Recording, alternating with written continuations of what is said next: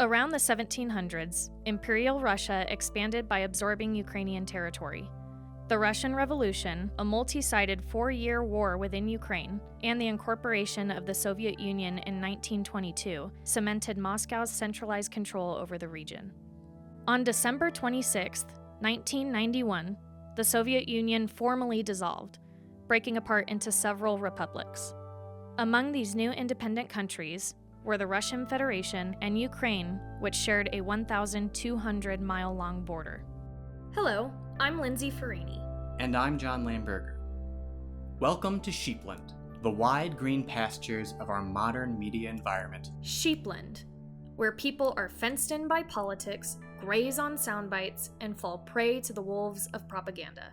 So, where are we? Sheepland, a program about the great issues facing humanity. A Mooreposts podcast.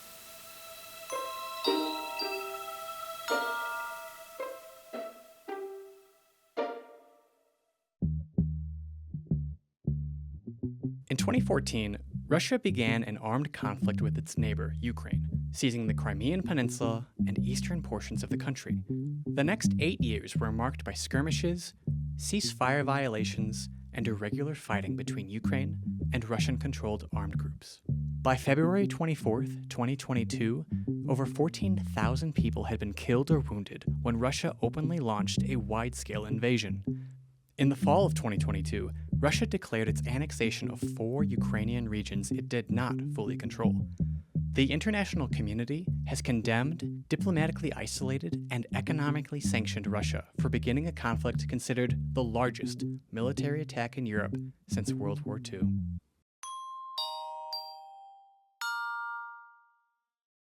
With us to discuss the Russo-Ukrainian War is Dr. Rachel Epstein, a professor of international relations at the University of Denver.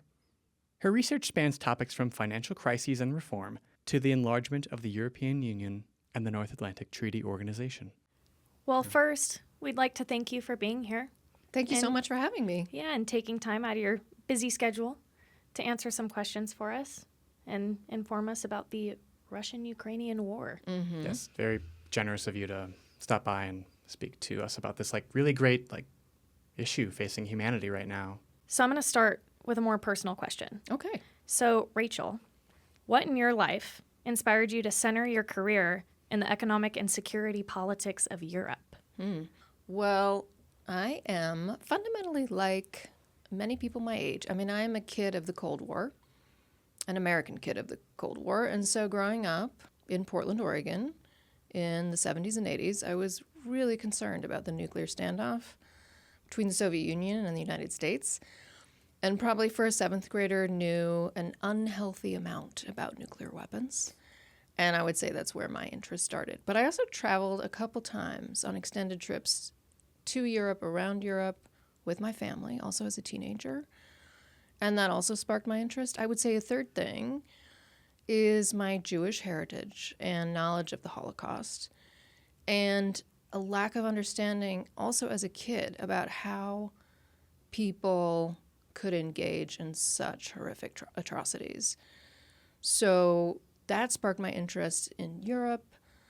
Definitely I was interested in understanding German politics, German language better so that I could try to come to grips with how that country descended into the barbarity that it did in the 30s and 40s. So that combination of things, and then the end of the Cold War when I was an undergraduate, doing my BA in International Relations at Stanford. When I was a sophomore, the wall came down, the Berlin Wall came down. So that was probably the fourth thing that really moved me very strongly in the direction of studying Europe, and specifically post-communist Europe. It really shaped your college choices where you focused your studies and research on? Yes. So I went to Berlin to study international relations, study German, but also to be there during German unification in 1990. And at that time, the difference between East and West Berlin, it was night and day. I mean, it was like seeing two different worlds that had been so profoundly and distinctively shaped by their respective histories. So that was fascinating. And then, of course, the East European, what we think of as East Central Europe now, Poland, Hungary, Czech Republic, etc., Baltic states, all the way down to the Western Balkans, that region had a series of really critical choices to make about their political futures.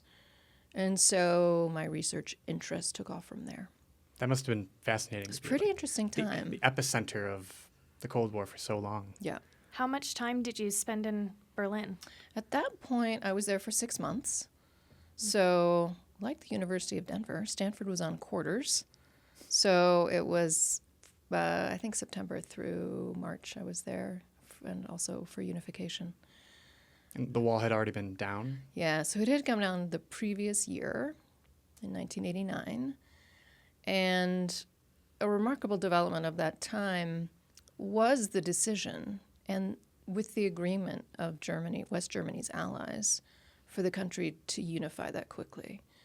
I think people don't talk about it a lot now, but that was a monumental shift for all of Europe. Obviously, Germany was really strongly in favor of the country's unification, but many other countries were extremely nervous. And in critical ways, the decision for Germany to unify was then linked to additional steps the Europeans took to integrate further in order to counter German power. And in particular, the origins of the common currency in Europe, the euro, lie within the decision of German unification. So getting into the topic of the current conflict, the Russo-Ukrainian War, how did the threat from Moscow go from Soviet domination of Eastern Europe to embraced member of the global community? They became a G8 member, they hosted the Olympics, and now they're back to Russian domination of Eastern Europe. How did that almost whiplash come about? So this is a great question, and I would say, in keeping with my decision to study East Central Europe and the post-communist transition, the mood in the 1990s, particularly in the West, it was extremely optimistic with respect to the trajectory, the political and economic trajectories of the East Central European countries, but also with respect to Russia. So I think in the United States, under the Clinton administration, the Americans were very excited about the idea of having a totally different and much more productive relationship with Russia, which emerged as the Russian Federation following the collapse of the Soviet Union, to a huge extent, and even consideration and conversations about whether Russia could be in NATO or whether NATO could be dissolved, and we might use a different security architecture which included Russia. The Russians, after all, as a population, the leadership, long considered themselves European and as belonging within the European fold. And I think when Yeltsin was president in Russia, his close relationship with Bill Clinton and, other elements of international politics at the time, the agreement to return all of the nuclear weapons, for example, that were in Belarus, Kazakhstan, and Ukraine to Russia for safekeeping, right? There was just an enormous amount of optimism in the 90s about a broader reconciliation between Russia, what had been the Soviet bloc, and the West. And, to the heart of your question, why did that turn sour? Economic reform in Russia was catastrophic, volatile, and painful for many normal citizens of the country. What developed was enormous concentration of economic power, a lot of economic advising coming from the West that was not appropriately contextualized, and some of it was very self-serving. So, enormous hardship and unhappiness in Russia itself. By the time Putin comes to power in 1999 and 2000, I think he's very intent on establishing a different trajectory, which ultimately became very authoritarian and now some would argue even totalitarian. So increasing tensions over NATO enlargement, which the previous president Yeltsin had accepted, tensions over Russian behavior in its near abroad, tensions over NATO intervention in the Western Balkans, tensions over how to define international terrorists and how to treat them. I mean, a myriad of difficult diplomatic issues emerged. And I think a very difficult point in that relationship was the 2008 Russian invasion of Georgia. And I think things have only gotten more difficult from there. But I think, as we'll get to in this conversation, also a lot of disagreement and tension with respect to Ukraine. Well, I know that there's a long list of tensions that you just named, one of them being the NATO enlargement. So how much of the decision to begin this war is structured by that NATO or EU expansion? Or was the decision, how much of the decision of Russian elites or just Vladimir Putin caused the war? I put most of the source of the conflict with Putin, Russia, Russia's vision of itself in the world. You know, if you're trying to establish the causal forces in social phenomena, the NATO explanation doesn't add up very well in terms of timing and then action. But what we do see over time is that the Ukrainians, you know, since the early 1990s, increasingly look for ways to chart their own path independent of Russia. And that becomes highly problematic from a Russian point of view. So in 2004, in Ukraine, you had the Orange Revolution, which was a major mass mobilization against the perceived rigged election of Yanukovych. And what happens in that instance is that the opposition, Yushchenko and Tymoshenko, they managed to rerun those Ukrainian elections, and that nationalist coalition comes to power instead. So that is an important data point, I think, for the Russians and for Putin to see that the preferred Russian candidate can't necessarily win in free and fair Ukrainian elections. Now, interestingly, Yanukovych comes back in a later election and does win free and fair elections without what, you know, anyone observing would have thought was undue influence. But the relationship, I think, between Ukraine and Russia nevertheless becomes more tense because even with Yanukovych in power, Yanukovych, representing Ukraine, does want to move closer to the EU. And so agreed in 2013 to sign an association agreement with the European Union. At the very last minute, Yanukovych had a meeting with Putin. We don't know what transpired during that meeting, but on very short notice, he informed the public in Ukraine that he was no longer going to sign the EU association agreement. And these are economic ties? These are trade agreements? These are trade agreements that establish regulatory harmonization to make more trade possible and to liberalize trade and to reduce tariff and non-tariff barriers. So at the last minute, in late 2013, Yanukovych reneges on his earlier agreement to sign this deal, and you get another mass mobilization in Ukraine, particularly in Kyiv. And Russia is watching this, Putin is watching this, and essentially comes to the conclusion that Russia is no longer in a position to have a pro-Russian government in power necessarily, because what happens with the mass mobilization is that Yanukovych calls out the security services end up killing a number of the protesters, and this, you can imagine, inflames even more outrage in Ukraine, and Yanukovych ends up fleeing to Russia. And he certainly would have been removed from office had he decided to stay in Ukraine.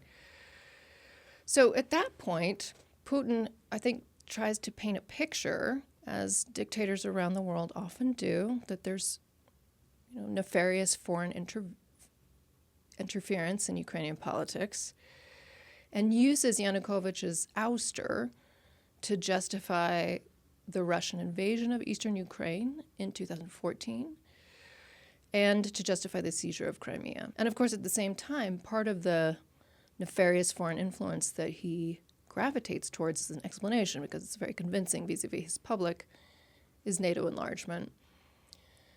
And it is true that in 2008, the alliance, under U.S. pressure, had said to Georgia and Ukraine, you will become members of NATO. At the same time, there was no time frame for that, and there was no action plan for accession. So by 2014, Ukraine and Georgia were, in essence, no closer to NATO membership than they had been earlier. But nevertheless, at that time, Putin used NATO enlargement as a pretext for his invasion. As we've established, like in 2014, Russia seizes Crimea. They build the Kerch Bridge. They have separatists in eastern portions of Ukraine. And in 2022, February 24th, 2022, a wide-scale invasion along their long border happens. So it's been almost 4 years.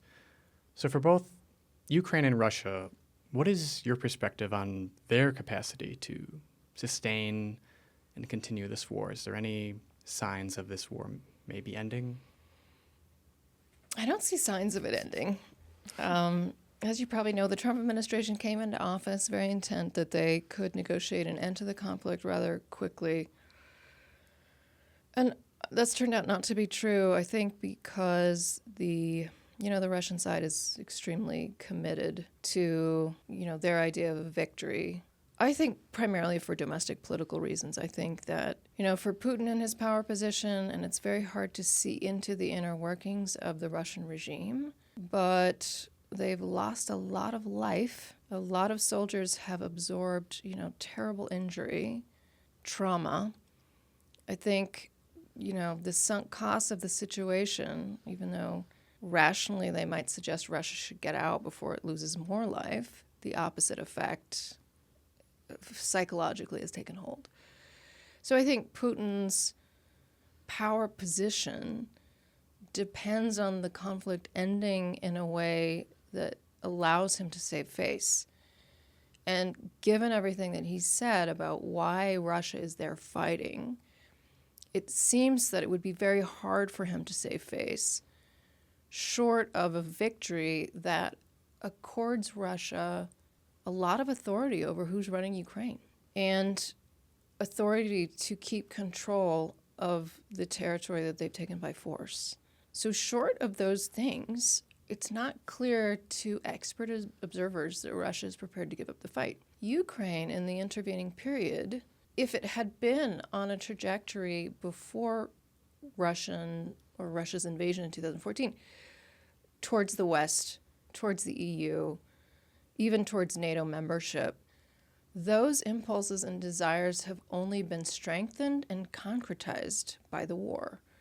And because it's Ukrainian territory and sovereignty and independence, identity, language, democratic governance, economic opportunity, the Ukrainian population sees all of these things as being at stake, and they are also very reluctant to give up. So to the extent that psychology helps us understand the continuation of war when we know how horrible war is, the psychology of this war is that both sides seem to be extremely committed. And from that point of view, it's really hard to see a way out. In terms of the logistical question, of course, Russia has the personnel advantage. They have a financial advantage in some ways. We know that the Russian economy is under enormous strain, as is the Ukrainian economy. For Westerners or even the Ukrainians to look at the state of the Russian economy and to conclude that, the economy in Russia must break at some point is probably a kind of triumphalism that we should not resort to, right? I think Russia and Putin's regime and even the population, historically, that country has put up with incredible, unthinkable misery in order to prevail in conflicts. They've done that, and the political culture may be that they will do that again. So for as many people as Russia is losing, and we think it's around 1,000 people a day to death or injury, they have the capacity for some time to continue to do that. And I think the Ukrainians are looking for ways to not have to reduce the age of conscription to save their younger generations of people So they're looking at, how can we fight more effectively while trying to guarantee simultaneously that we don't lose enormous life or we don't lose people to injury. And they're very effective at that. I mean, they're running pretty effective operations deep into Russian territory that affect that country's munitions situation and transport and energy. How has the ideological division shaped Ukraine as a nation and the Ukrainian identity in the face of total war? For example, when I think about this question, I think of the territorial defense forces as a Ukrainian identity unification. Yeah, I think that's right. I think that wars can be transformational in all kinds of ways. And I think this one has spurred a kind of Ukrainian identity which is built around some of the things that we talked about before. Independence, sovereignty, having the authority to decide for itself with whom it's allied in the international system. When I talk to Ukrainians about this very question, I mean, they will also say, given the existential threat that the Ukrainians face, they feel more connected to government in a way and governance, and they are more inclined to hold government accountable. And I think we saw that recently with protests against the threatened incursions on independence for the anti-corruption agency in Ukraine. So getting to territorial defense forces, this is a really interesting phenomenon in Eastern Europe, because when NATO was first contemplating enlarging to places like Poland, Hungary, the Czech Republic, which NATO did in 1999, the existence and elevation of territorial defense forces, particularly in Poland, where it was kind of a hot idea, I would say, in the 1990s, since that country had just regained its independence, the alliance really discouraged it, encouraged new NATO members to downsize their forces, make their forces voluntary, spend less money on defense, but to do it more efficiently. And in the 1990s and early 2000s, for the Americans and for the broader alliance, that meant creating expeditionary forces to assist countries like the United States in places like Iraq and Afghanistan. So the idea now that we're returning, including in places like Poland and the Baltic states and in Ukraine, to this idea of territorial or total defense, where, members of the public have responsibility for protecting their homeland, is, Lindsay, I think in the spirit of your question, an identity forming and concretizing exercise, which will very likely endure, for a very long period after the war ends. And it's part, I think, of what drives the psychology of commitment on the Ukrainian side, for people to feel very invested in and responsible for their own country's defense and survival.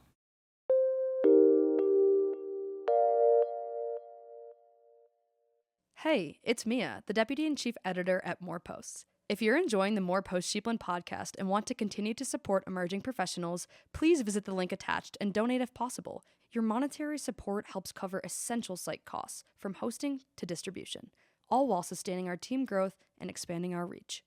Thank you for your support.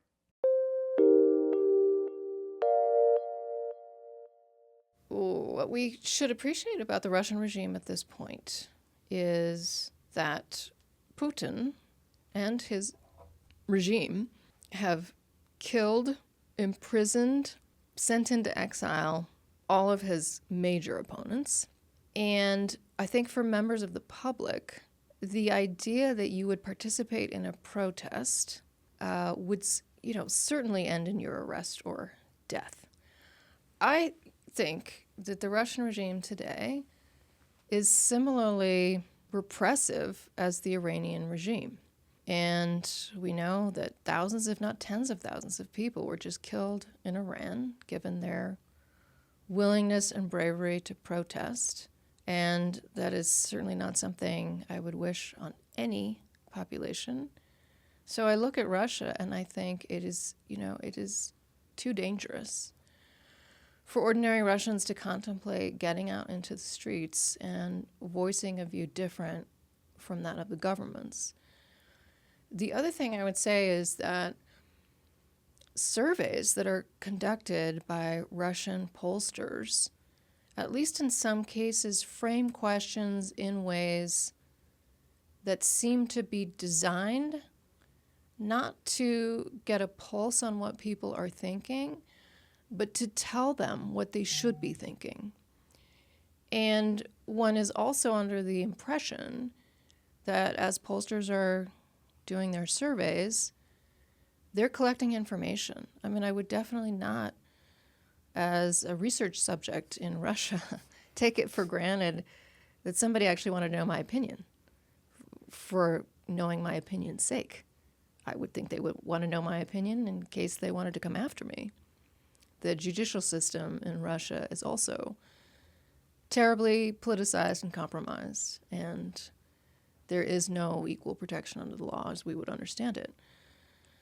So in answer to your initial question, John, about why isn't it a similar dynamic? I mean, fundamentally, the Russian regime now is too repressive. It's too dangerous. Opposition leaders have been eliminated, and I think it would be very difficult. I don't know what the circumstances would have to be for people to come out and revolt. You know, I said Russians are divided on this. When I expressed my skepticism about how well we can actually assess Russian public opinion, a couple Russians have come up to me and said, you know, there's actually more genuine enthusiasm for Putin and the war than what you, Rachel, are saying. So I also, you know, that's also valuable information, that I think a lot of the propaganda, a lot of the framing of the war that Putin has very successfully done really resonates with people, that Russia's under attack. It's being humiliated. It's encircled. It's not respected.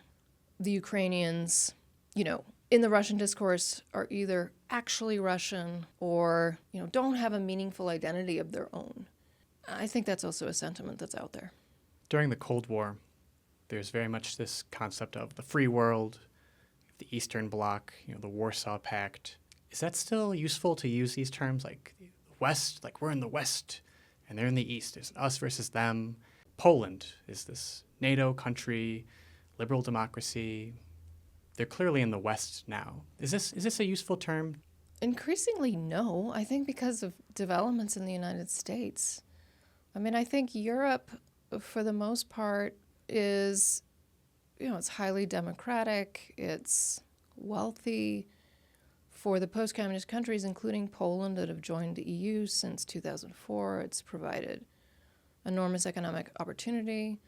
Of course, the EU isn't perfect. No international organization or government is. But from a prosperity, democratic, and stability point of view, membership in the EU and NATO has been life-changing for those countries. I mean, so transformational. Like they've never had the degree, I think, of independence and volition, choice, opportunity in the international system, voice. They have voice in these organizations that they've never enjoyed before. But given the state of U.S. politics, I feel that the United States is increasingly divided from some of the core democratic principles that underpin the EU's functioning. So I wouldn't necessarily, in the current period, refer to the West as a quasi-unified whole based on shared values, at least if we're talking about the people in power. How has this war shaped Europe? Do you think we'll see more European integration, possibly less reliance on the United States? So less reliance on the United States, not necessarily because of the war, but because the United States at this point is reluctant to assist Ukraine directly. I hope it will result in more integration in the following very critical way. The advantage of NATO for almost 80 years has been that in addition to having been victorious in the Cold War and the Soviet Union broke up and was no longer occupying and essentially running puppet governments through East Central Europe, was the fact that the alliance successfully really quashed regional rivalries within Europe itself and restructured relationships, critical ones, including between certainly Germany and France, but Germany and the rest of Europe fundamentally. And that has been really essential for the prosperity and democratic governance in most of Europe to really accelerate and expand.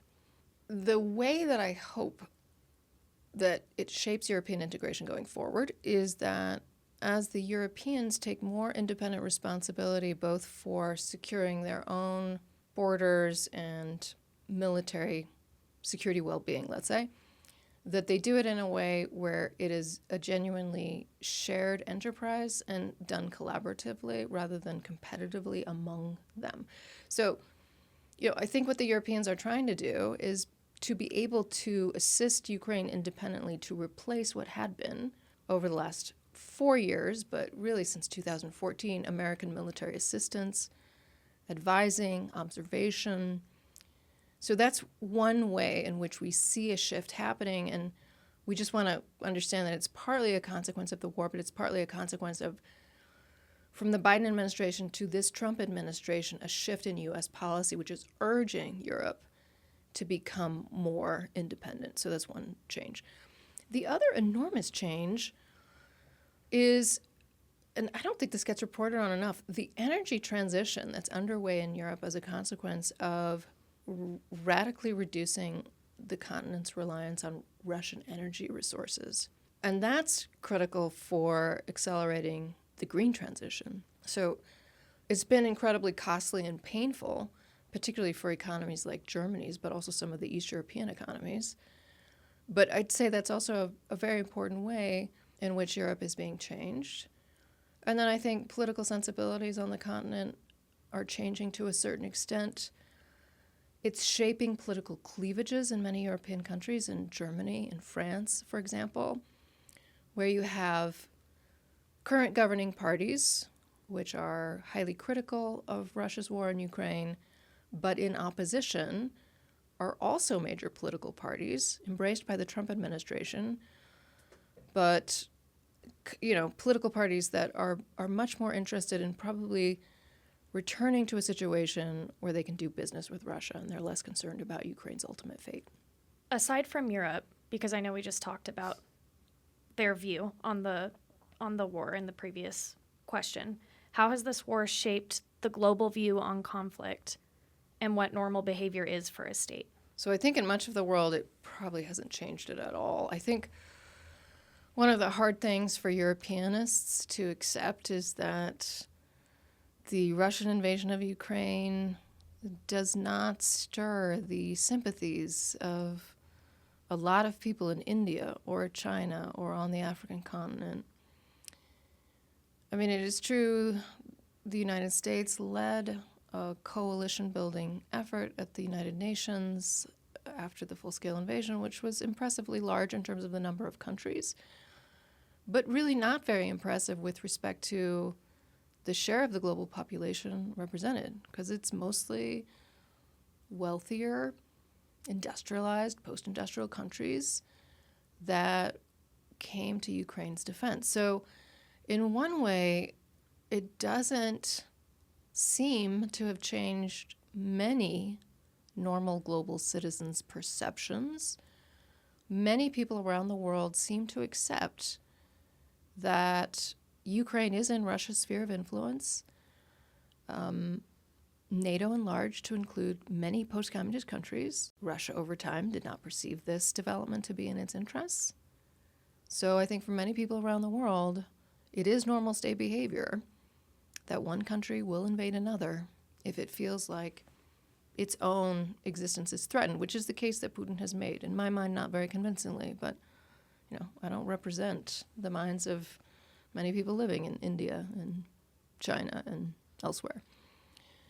In terms of what it means for, countries that have, with more vigor, come to Ukraine's defense, I think it appears to be very, very out of bounds. really antithetical to what a lot of people thought the post-World War II order, at least among countries in the transatlantic community, should be about. It's clear violation of the UN Charter.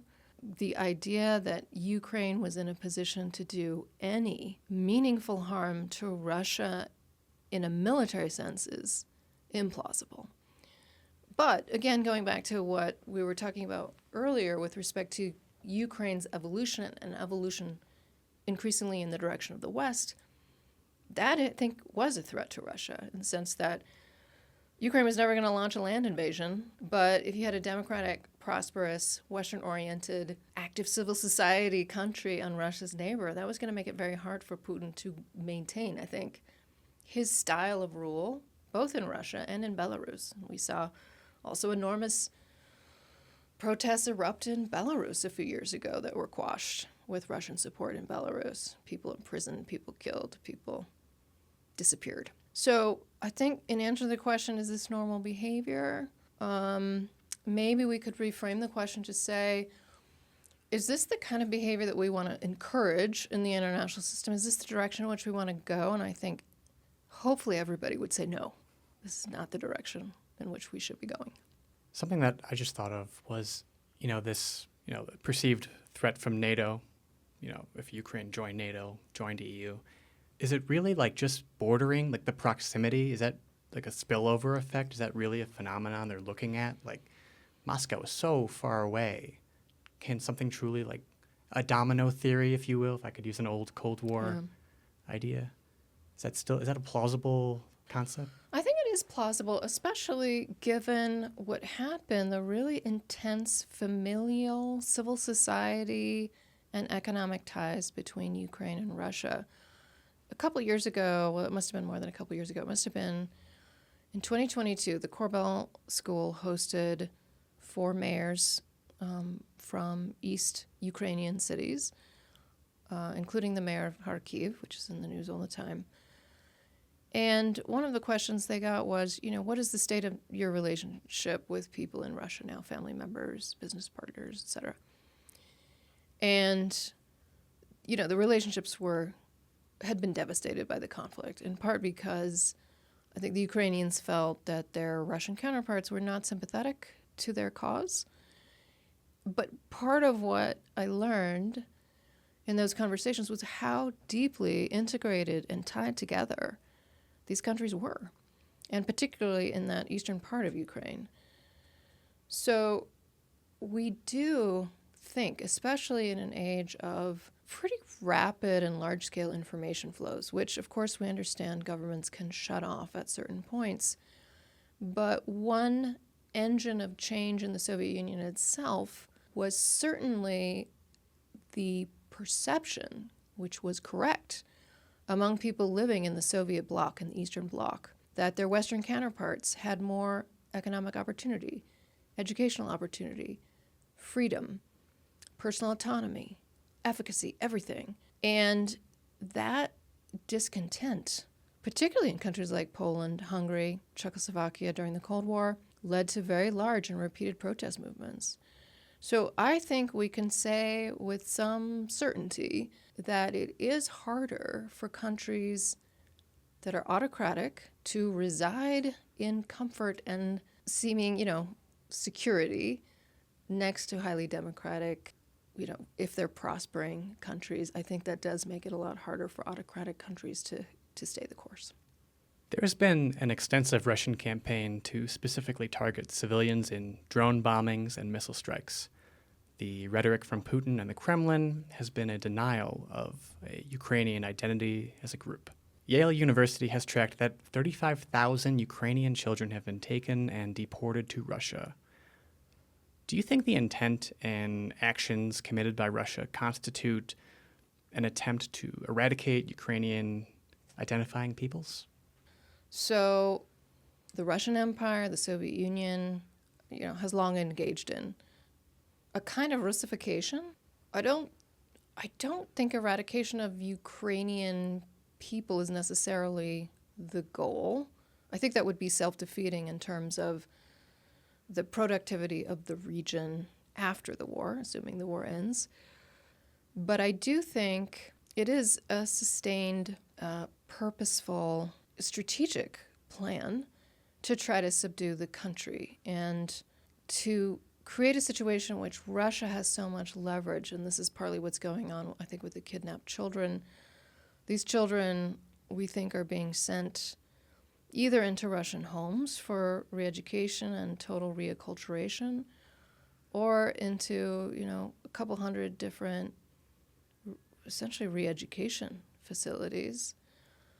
And, from what we read in the press in the United States, the infiltration of schools and the recasting of people's ideological frames for young people can be quite effective for turning young Ukrainians against the Ukrainian cause. So it's not necessarily the elimination of Ukrainians, I think, that is the goal, but a reorientation of people's thinking, including children's thinking, about what appropriate modes of governance is and who has the right justification in this war. Something, unfortunately, we've seen in many conflicts in the past. Certainly this was a really important and terrible feature of Nazi activity during World War II as well. That's all an effort, I think, to try to subdue Ukraine using multiple tools and channels. Well, after hearing about how the war started and the nitty-gritty of the war and just devastating actions taken by Russia and states, I have possibly the most loaded question of the day. How does this war end? I think there are a few ways it could end. One would be if there is political change within Russia itself, right? And this could be an internal conflict that results in Putin's ouster. That whatever group of people, though, that would seek to replace Putin, even if they're critical of the war, we would have to think that the job they have in ending the war and justifying the end to that war to the Russian public would be very difficult. So anybody who's unhappy with the war in Russia at the highest levels of leadership right now, even if they disagree with Putin's chosen course of action, would have a really difficult task figuring out, A, how to remove Putin, and B, how to change course in a way that wouldn't compound the already, I think, very heavy sense of humiliation that Russians feel they live under. So that's difficult to see. The other place that we could look for defection would be in the armed forces itself. So that could also, right, if you have defections within the armed forces, generals not willing to continue to fight this war, that could be another source of change. The public and public protest in concert with either of the other two things could also lead to change. What would get the public out? What would get the public agitated? I think, what John was saying before, a lot of the recruiting for personnel is coming from the periphery. If it turns out that ultimately more economically and socially, politically empowered families and social groups see their children swept up in this conflict, I think the more likely it is that people will resist in a meaningful way. There are already movements of mothers and grandmothers in Russia against the mobilizations that have taken place so far. So there are certain pressure points within Russia that could help generate a settlement. The other scenario is that Ukraine, especially with a very serious divide between the United States and Europe over Greenland, trade, etc., that the United States cuts off weapon sales to Europe that are bound for Ukraine, and Ukraine becomes militarily overwhelmed at a certain point, and then they feel pressure to negotiate an end. We could also see a change in the West and a continuing ramping up of Ukrainian autonomous military capability so that they ultimately either continue on in a stalemate that Russia ultimately finds unacceptably costly, or for various reasons they might be able to overwhelm Russia militarily and just make the cost of the war too high with certain kinds of technological innovation. But I think, what we would need to see is some pressure point exerted somewhere in one of those 5 ways. And right now, I think what we're seeing instead is just more of the same, a kind of very costly, unproductive stalemate. But the other terrible eventuality, I think twice within the last 2 months, Russia has fired nuclear-capable missiles at Ukraine, which is a not very veiled threat that the Russians could use a nuclear weapon, which would be catastrophic, certainly for the warring parties, but also for the entire global population. That would certainly precipitate a change, but we don't know in what direction. Taking into account these potential outcomes and the trajectory of how it's going now, how long do you think it could go on for? Or is it just too complicated to measure? I think it's really hard to know how long it could go on. In order for the Russian economy to come to a very, very serious breaking point on its current trajectory, if it gets harder for the Russians to sell their oil, if the United States and or Europe got serious about stopping the shadow fleet, which would be it would be escalatory, but of the things that I've just mentioned, maybe the least escalatory and most effective thing. That's the illegal Oil shipments. Exactly. And the United States in recent weeks has shown itself to be very competent at tracking down oil tankers and stopping them. A 2-year process with increased economic pressure on Russia might result in a changed cost calculation on Russia's part. So I think we're looking at years, not months, which still isn't very precise, but I don't think nobody I've read or listened to thinks that there's an immediate resolution within this year. Well, Rachel, in the time remaining, thank you so much for coming here. This is very gracious of your time. We have 2 remaining questions unrelated to the Russo-Ukrainian War. If you could personally recommend one place that everyone should visit for its beauty or culture, where would it be? So I have thought about this. I mean, the city in Europe where I've spent the most time is Berlin. It's fascinating. It's sprawling. It's not beautiful. There are parts of it that are beautiful, but it's culturally very interesting, in part because of its Cold War history of having been divided. And now when you go there, it's really hard to discern where the East was separated from the West. And it's really got everything. It's got a lot of interesting alternative culture, Turkish culture, but also, lots of interesting people have moved there from the Middle East. 2015, 16, country's been very effective at assimilating and helping people get into the labor market. And I think Berlin is among the locations in Germany that has been, in some ways, at least the most open and accepting, and really thrives on the vibrancy of diverse culture and backgrounds. But the other place I would recommend to people is Warsaw, where I lived in 1999 for most of the year doing my original field research for my dissertation. And it was interesting then. I think it's even more interesting now. I was there most recently in June, and it's got an incredible art scene, music scene. Also, when we think about how countries were affected by World War II and recovered from World War II, Poland lost 6 million people in that war, which was the highest proportion of population of any country that was a combatant in World War II. Their history in that war is extraordinary. Their recovery, also extraordinary. I mean, they are the country about which, Westerners might feel the most sad that they ended up behind the Iron Curtain because of the very valiant efforts they made on behalf of the Allies during the war and the ways in which they were betrayed, not just by the Soviets, but also ultimately the Americans and their West European counterparts. But the city of Warsaw is thriving in the current context, so I would also highly recommend going there. Those are both great answers. I've never been to Warsaw. Have you, John? No. No. But I want to go. It's on my list. It's on my list now. Yeah, it's great. I mean, the country was so badly destroyed. Warsaw was just decimated by the war.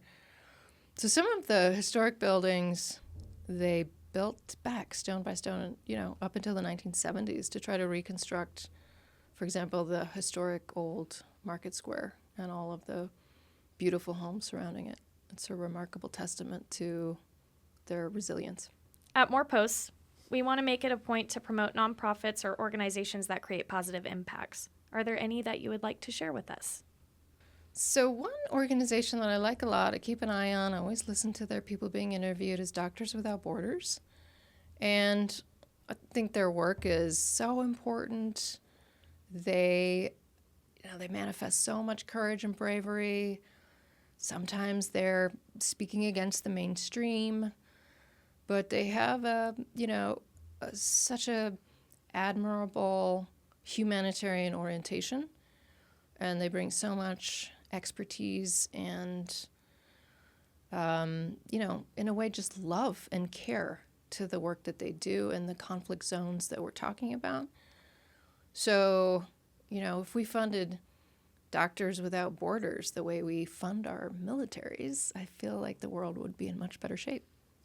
Dr. Rachel Epstein, thank you so much for being here and talking to us. This was really great. It's been great. Thank you for sharing your knowledge with us. These were burning questions. Great. Thank you so much for having me. I really appreciate it.